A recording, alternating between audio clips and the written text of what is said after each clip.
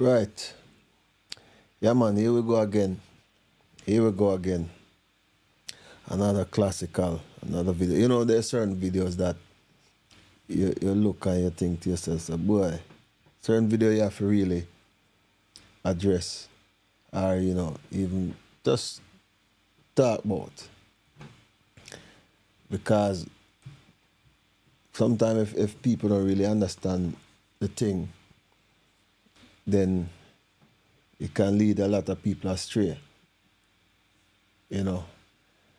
And yeah, let me say shalom, big up everybody who support the channel, who, die-hearted followers, subscribers, who, like the videos, I enjoy my videos. Yeah, man, respect, enough respect. And big up to the newcomers. I like myself your first time. Subscribe, like, share, engage with me, Yeah, here to kind of, I've seen this video a couple of times. And, I said to myself, I pass it a while back. And it reoccur again, it present itself again. So I thought to myself, you know what, I give my little spin on it. Because a lot of even Jamaicans don't really know the culture or really understand our history too. That, sometimes we just run with something that we learn at school. And everything at school them teach you either. Because there's enough of our history them not teach we. You understand? So I see this lady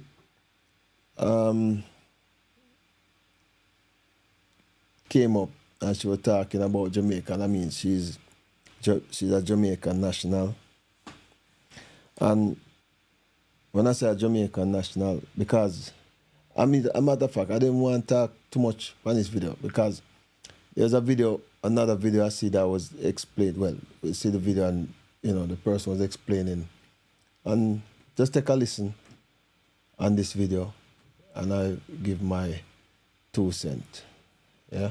Hey everybody, I wanted to talk about this video I came across where an Asian Jamaican woman is discussing who is a real Jamaican and who is not. Let's give it a listen.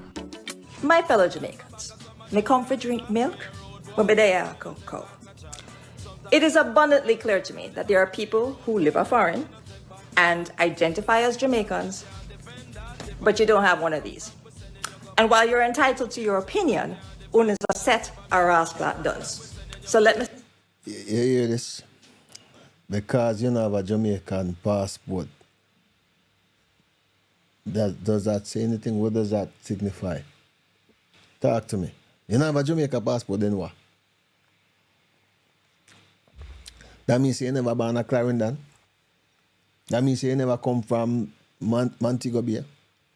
That means you never grew up on the grill. That means you never used to fling stone and lick down mango, shoot bird, catch fish, jump in a river, go thief cane, go thief people plum, go thief people pigeon, all of them something there.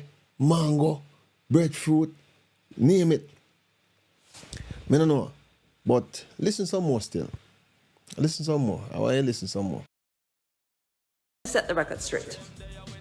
Number one, Jamaica is not an African nation. It's not a black country. We identify as an ethnically diverse society. People, please, just stop it. Oh. Yeah, this Jamaica is not a black country. Yeah, Jamaica is not a black country. How then? Jamaica, it's not a black country. What is it then? Because one of the things is, right, you find people who's from different parts of the world and,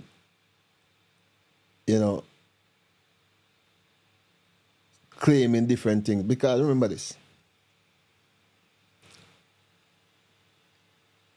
as much as people want to say, oh, Jamaica out of many one people and all this kind of stuff,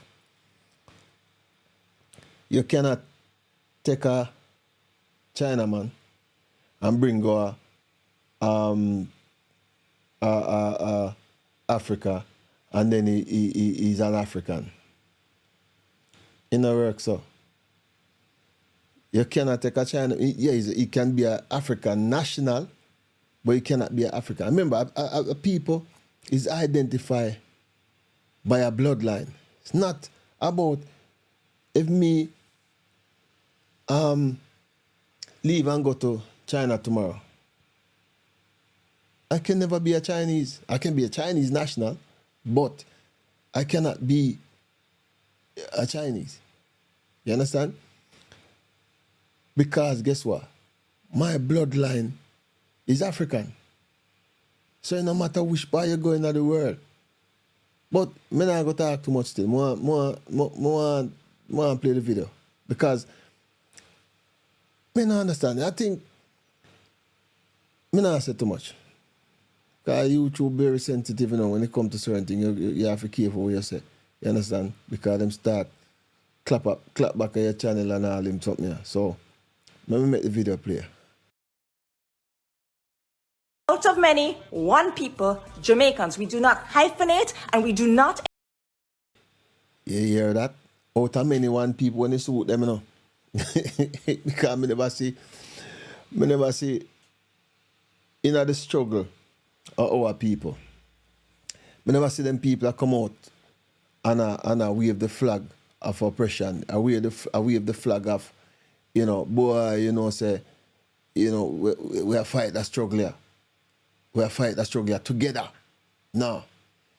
You have people wave them privileges because them never face the same struggle like what we face. I'm going to show you the history of Jamaica more than what them I tell you. And even there's some people that has never been mentioned in school from where I grew up. So we turn big man and me I do my own research. But up on radio for many years. And me do my research. I did a radio presentation one time with one of the person I'm going to talk about in the video. And, you know, a lot of Jamaicans probably never heard of them. You know what I mean? So let me hear further what she had talked about. Encourage separation by race. Number 2, this one's mine. This is my granny one. This one is my mom's, and this is grandpa. Yeah, it's hardcover. Grandpa died a long time ago. If you are planning a trip to Jamaica and you don't... So, what that have to do with anything? If me can't find my Jamaica passport, what does that mean? If me can't find my Jamaica passport, what does that mean? Nowadays, all of them something that even relevant, you know, because at the end of the day, the way the world look at things, it's a bloodline they might deal with. They might deal with passport no more. You know? They might deal with a bloodline, where you come from, where originality, where you come from. You're African. Regardless where you want to say, or regardless where you want to put it and where you want to turn it and twist it. Because some people twist the narrative for suit for them cause or for them agenda. But anyway, we'll listen ahead. Okay, ride ahead, ride and whistle. Own one of these, you're going to have to book a return flight from where you came. These are the rules. I'm just laying it down for you. If you go to Jamaica and you don't have one of these, immigration will stamp your passport and give you a set amount of time that you're allowed to stay in Jamaica. And if you overstay your welcome, we put you back on a plane and we send you back. You, not me, you back to the country for which you came. Now, obviously this woman was born and raised in Jamaica, even though she is of Asian descent. But the fact that she's telling Jamaican... Yeah, man, so the Empress I go break down this now. But me have my spin on it, you know, but me not say nothing yet. Wait till she talk still. Who are born in the States or born in UK and have parents who are from Jamaica or their grandparents who are from Jamaica, that they're not actually Jamaican. You know, as an American, I would feel some type of way if somebody was telling me that. But you know, in the past, African Americans have been told, mind your own business. I remember the Adele situation when we were telling you, hey, don't let the little stuff slide. Let them know. Stay in your place, stay in your lane. Because it starts off people who we wouldn't traditionally think of representing what Jamaica. But you have a British passport, you have an American passport, wherever you're from, you have those passports, but you don't have a Jamaican passport. She's talking to y'all, and she's emboldened to speak to you all this way, and she feels she has the right to do so. I think that's wild, man. But hey, again, told us mind our business. And I know what she's saying is correct. Jamaica is not an African nation, but good grief, you have such a large concentration of people who were enslaved from Africa there. I feel like she kind of lived out of her place. But then again, told us mind your business. But it looks like the same. See, this is the thing, because she say, because basically what she try to say now, it up for grabs, because enough one people. Enough one people. Just like if we forgot China and take over here and say, well, it's a multiracial, diverse country. Or, you go to America, the same thing, you go to certain areas, you have those type of people. Then what does that say? Yeah? The first thing, when somebody hear about Jamaica or Jamaicans, them not look for your face like this. I can tell you that. When you hear Jamaica or Jamaicans, they're not looking for an image or a face looking like this one. You understand? So, something what you say is true, but the arrogance is the problem. The arrogance is the problem, no? Because guess what? Grandpa, grandma, this, that, all this, but that means, you can talk boldly. It's just like a man born in England and him grandpa, grandfather, and everybody born, him can come out and start talk certain way. Them all look on you like you're mad. You're insane. But make me ride and whistle. Lady gives a history lesson on the speech, the unique speech and dialect of Jamaica. People, stop it! The Jamaican accent is not an... Listen to this other one now. So she'll mention some other people now. And this is when I go chime in now. See? And give my little 2 cents per one. Hear this. African dialect. The Jamaican accent, like everything associated with modern Jamaican heritage, is in fact the byproduct of the cultural melting pot that our motto embraces. In fact, in terms of cadence, it's most similar to an Irish accent. I've been shook enough now, to be honest, since the racing. I'm a bit tired now and the legs are like jelly, but yeah, I suppose we did a bit of celebrating and did the podium thing and got to put on the podium pants as well. You see, as early as 1656, Oliver Cromwell ordered 2,000 Irish children to be taken to Jamaica and sold to English settlers. The extent of Irish immigration to Jamaica was so prolific.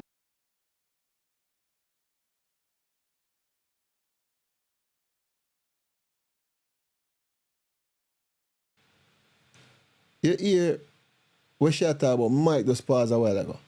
You hear what she talk about? She talk about a history what she don't know about. You understand? She talk about a history Cromwell sent over how much Irish. I'm going to show you them Irish I'm going to show you the Irish them what she talk about. I'm going to show you the image what she talk about. But anyway, I could listen now, we could jump the guns now. Now we could jump.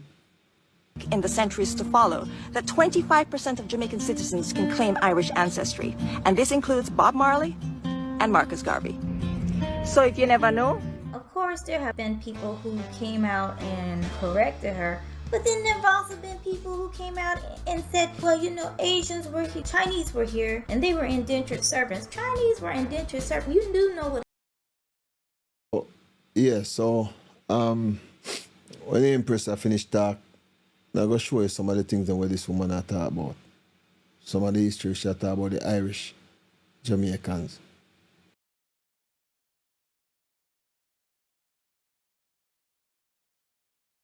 what an indentured servant is, correct? You make a contract with someone to work for them for a set amount of time. It was an agreement that you willingly became a part of. Don't tell me about your indentured servitude when you had a choice. And the funny thing is, the people what she talk about, these weren't the people. You see these two guys here, what you see on the screen, these weren't the people that was sent to Jamaica. I can't tell you that, but leave that for later. Choice of whether or not you want to enter into a contract. Don't give me that myth. Kidnap, human trafficking, and enslavement is not equivalent to indentured servitude. So shut up with that nonsense. You were subjected to the most heinous thing in slavery. You should feel disrespected. But I can't tell people how to feel. If you don't feel disrespected, you don't feel disrespected. If you've given over to the colonizers, then you've given over to the colonizers. But you can't complain when they become so emboldened that they then let you know who you are and who you are not. Because that's just what she did. And if you don't correct it, then things like this happen. Right. So you find. Hold on, let me listen to the rest of this thing. Grammy snub. The debate rages on as Jamaicans continue to react angrily about a predominantly white American reggae group beating out 5 other Jamaican artists for the Best Reggae Album at the 64th Annual Grammy Awards last night. Krista Campbell has been getting reactions from those in the industry. So what happened? But thanking the Academy, to Red Light Management and Elliot, and the A-Tier Records. Thank you, guys. More and more you allow disrespect to continue. And the more and more you try to play this melting pot game, the more and more you're going to be disrespected. I mean, you would think you will know that by now. Listening to this woman, I'm gonna tell you right now, I don't know who runs Jamaica because I don't know what's going on in Jamaica. I don't know who controls Jamaica. I don't know who runs things. Are black Jamaicans welcome in Jamaica? If we're getting to that point, look at what happened recently. An Asian and Caucasian collaborative where they wanted to build a hotel that barred black people. It barred black Jamaicans. They actually wanted an apartheid style beach just for whites and Asians. And thank goodness the people there didn't go for it. But I'm like, this is what you welcome in the door. This is the type of behavior you welcome in the door. This is your home. This is your house. And you've let everybody in the door. I don't even know what to eat in Jamaica because even the cuisine is questionable. Right. So when you look at this thing here on your screen, you see it says hold on one second.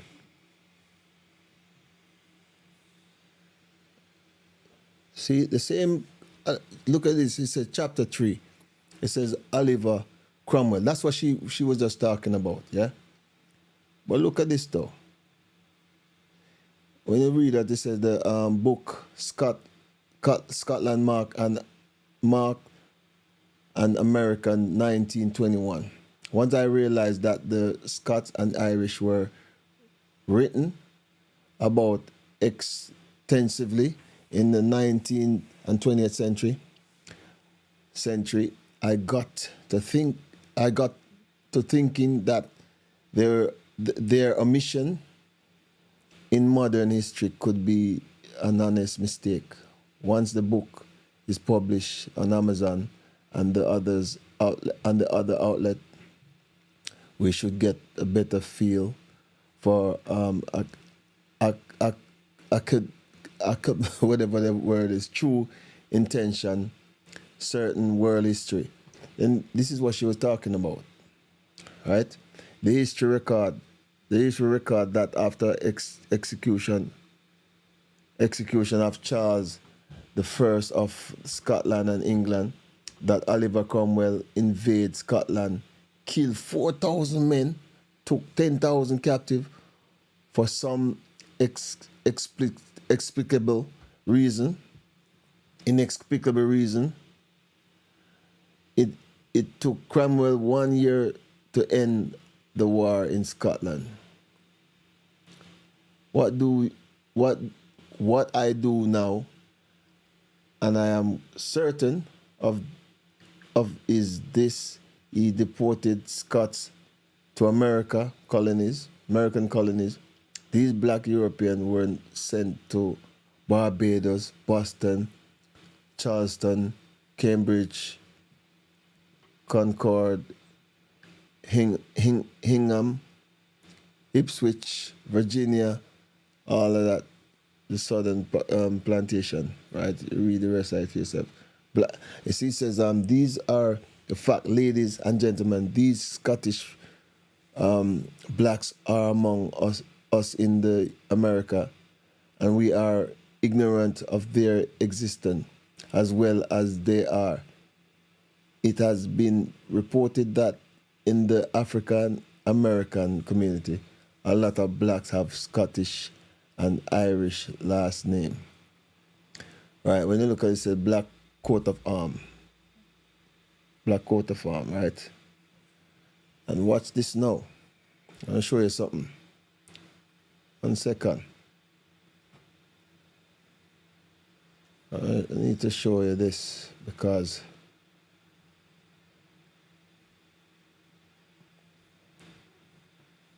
hold on 1 second. Where is this? 1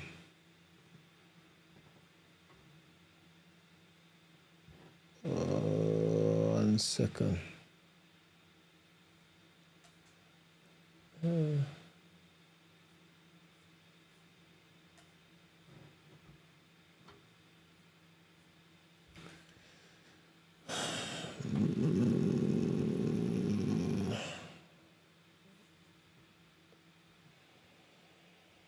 Yeah, you can read the whole history here. The book is called the Negro Question. The Negro Question, Part 4. Hold on. I want to show you some of these people. That's actually. Look at these people here. It says here, it says Black Irish of Jamaica. See, this is the image of Black Irish coat of arm from Gilbert family. 3 of the Gilberts related in this coat of arm have been traced to Barbados. Thomas Gilbert, Barbados, 1635. Francis Gilbert, Virginia, 1736. Robert Gilbert, Barbados, 1678. The timeline fit with the eyewitness account of the Irish being shipped into the slave trade, but I have greater witness than this. This says, you see it? Black History Jamaica, Black Irish Jamaica.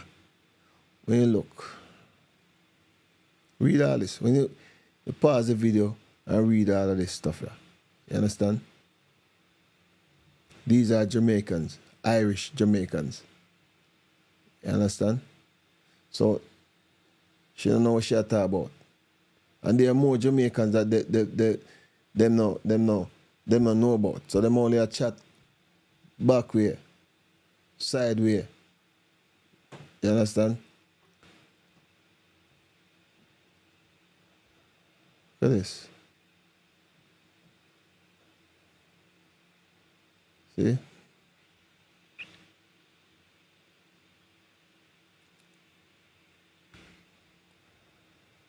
Look at that.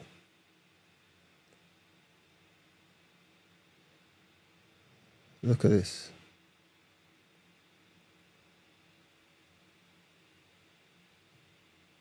Montserrat. See?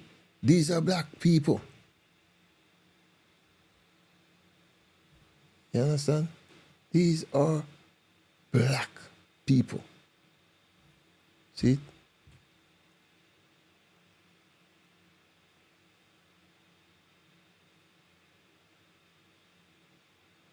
See it? I know me write this a book. Yeah. Me not write the book. So, check this though. Yeah. Yeah, man. Flick through. See? These are black people. Yeah, man, you can search for the book. It's Negro Question Part 4. You understand? So, we'll come out of that now.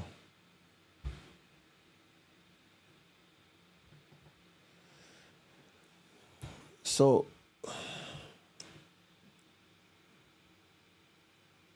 this take me back now to the original question. I said I was gonna show some other history and things that, you know, we grew up hear about Nanny, Sham Sharp, and all these guys, Paul Bogle. Cause even I saw another video that they were claiming Paul Bogle in America. He was supposed to be the same image as Paul Bogle as in America. That was called William something. I can't remember. I'll probably do a video on that later, next time. William something, and they say he's American, and Jamaicans say he's a Jamaican. So there you go. But anyway, we hear about Paul Bogle, William Gardner, and all these different national heroes. But there was one guy that came from Ghana. He came from Ghana. And he's one of the first rebellion. He was one of the ones that started the whole thing in Port Maria. You understand? That started the whole rebellion. He's Ghanaian, African. You understand? He himself used to sell slaves, sell other Ghanaians into slavery. Then he was captured by his enemies and then sold him to the British. But let me play this video. Hold on one sec. Let me find it.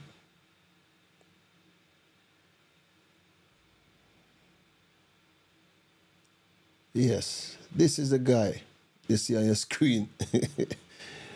Easter Rebellion. That's what we call it, Port Maria. Easter Rebellion of Port Maria. Taki, Chief Taki. He's a Ghanaian chief. Came from Ghana, and trust me, I've never heard, been in school, I've never heard they talk about this guy.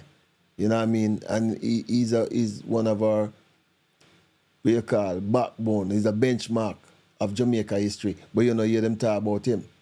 Ask many Jamaicans about this brother. They can't tell you nothing about him. They don't know nothing about him. But anyway, here we go. And like I said, I did a radio show years ago, and Chief Tashi, his name spelled and pronounced different still in an African dialect. But he's make we play it. I hear what I go on with Taki. The Rebellion of Port Maria. The island of Jamaica is revered for its beauty and culture, but in my opinion, it is an underrated island when it comes to the history of enslaved Africans revolting against their enslavers. Jamaica is the setting for today's story, but the story begins on the Gold Coast of Africa in the country of Ghana. Taki was a Fante chief of an... You hear it start? From the Gold Coast of Ghana. It never start from Negril, it never start from China, it never start from Belgium, it never start from any of them places there. But make we ride and whistle. Khan state in Ghana, who was said to be a ruler of the Komenda or the Koromansi people. That information I have not confirmed. Taki was a wealthy chief with a high ranking among chiefs within the kingdom, who also spoke fluent English. Sources state that Taki admitted to selling Africans into slavery, That is how he gained a portion of his wealth. As time passed, Taki and his people were at war with another Akan state but lost the war. Taki was then captured and sold to the British. Taki's life went from being a chief in Ghana to a slave working in the fields of Jamaica. Taki and others enslaved in Jamaica faced some of the harshest treatment of any slaves recorded. This is what you call the table turn. Taki was selling his enemies to other slave buyers, slave businessmen. Then Taki himself got captured and then sold for the same reason from his enemies. Taki became an overseer on the plantation he worked. As the overseer, he began planning a rebellion with fellow slaves. Taki had a vision of a Jamaica with a free colony of black people, absent of white oppression or influence. To create this Jamaica, he would have to defeat the British. In 1759, he would escape from his plantation into the caves of Jamaica, accompanied by fellow Africans ready to fight for their freedom. They would plan the rebellion for a year before they officially attacked the slave masters. April of 1760 was the beginning of Taki's rebellion, also known as the Easter Rebellion of Port Maria. In the early hours of Easter morning of 1760, Taki and his followers began their rebellion. They first killed their slave masters on the plantations they worked. They immediately found themselves free and in charge of their own destinies, but they were well aware that this was only an initial defeat. Real freedom came with totally defeating the British. As they killed their enslavers, they gathered as many supplies, weapons, and ammunition as they needed.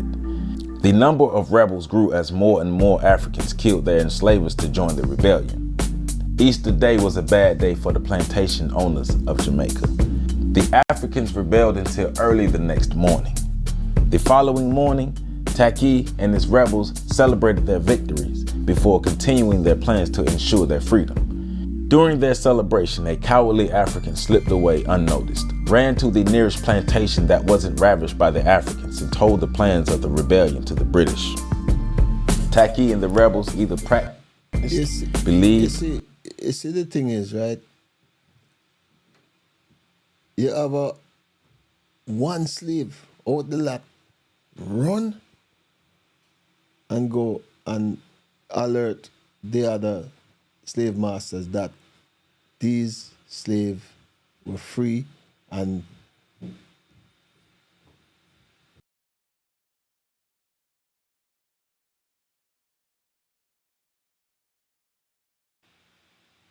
always I go have one will betray you.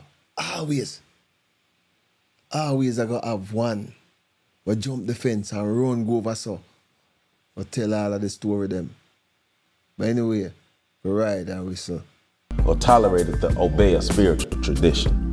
Because of their belief in He must say obey, but a obey he must talk about.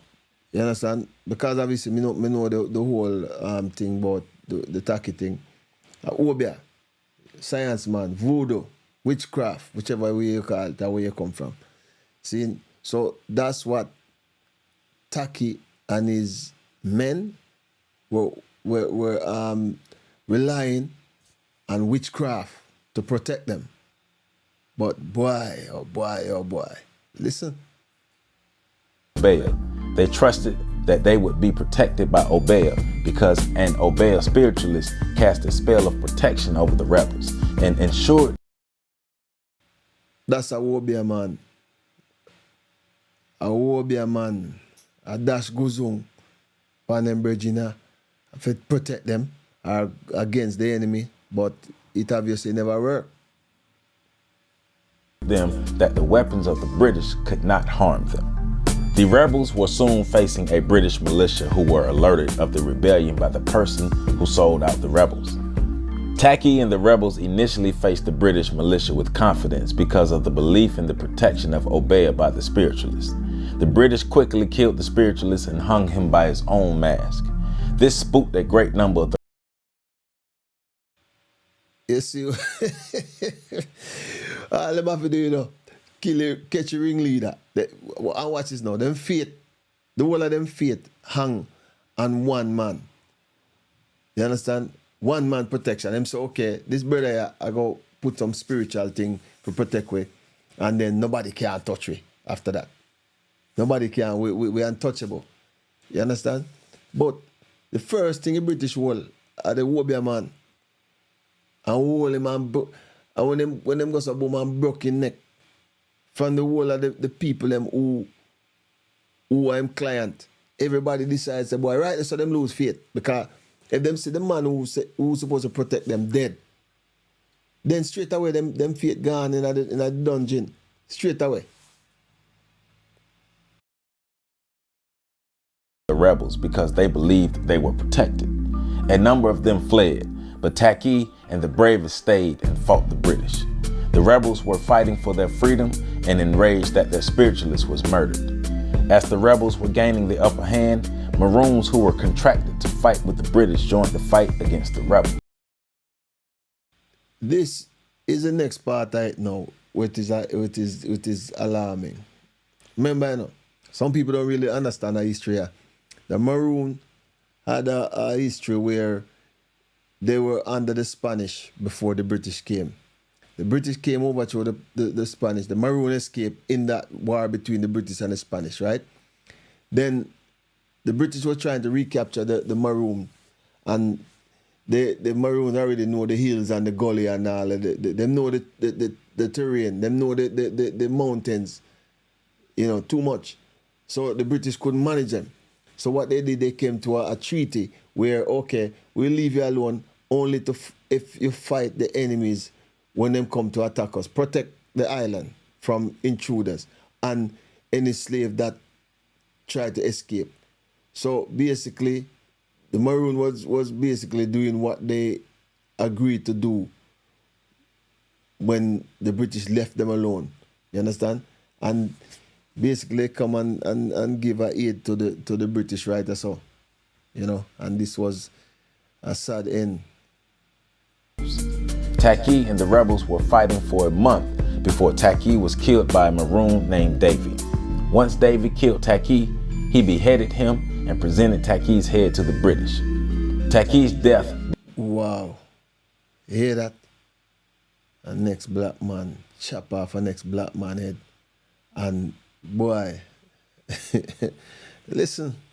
Not stop the rebellion. It only fueled the rebels to continue their fight. Taki's rebellion was Jamaica's second longest rebellion behind the 30-year rebellion led by a brave woman named Brifu. A waterfall in Jamaica was named after Taki, which is Taki Falls, and a school was also named after him. His brave efforts and strategy led to Jamaica's second longest. But the funny thing is, right, me never hear about Taki yet. I'm a ton big man. I made my own research for a radio presentation I had. And that's when me learn about Taki. Me know about William Garden, Bogle, Sam Sharp, and all of these guys. But me never hear about Taki. Never. You understand? The second longest rebellion. So there's a lot of things we don't know about Jamaica. Enough that's never been taught in school. Unless you are a person like me who come out at the rim and go and do your own research and start to see these things. You understand? How many, even younger Jamaicans them know, how much of them know about them something? Yeah? How much of them know about Taki? There's a lot of things them don't know. Was rebellion. As I stated earlier, the death of Taki was not the end of the rebellion, but it marks the rise of Opongo and the Western Revolt of 1760.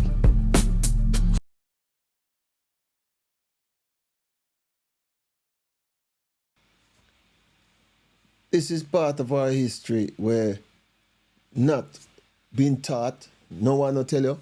So if there's a lot of things happening in this world where if you go out there and really search for these things and look and be a person of interest in certain way, you look for certain things and you search your history.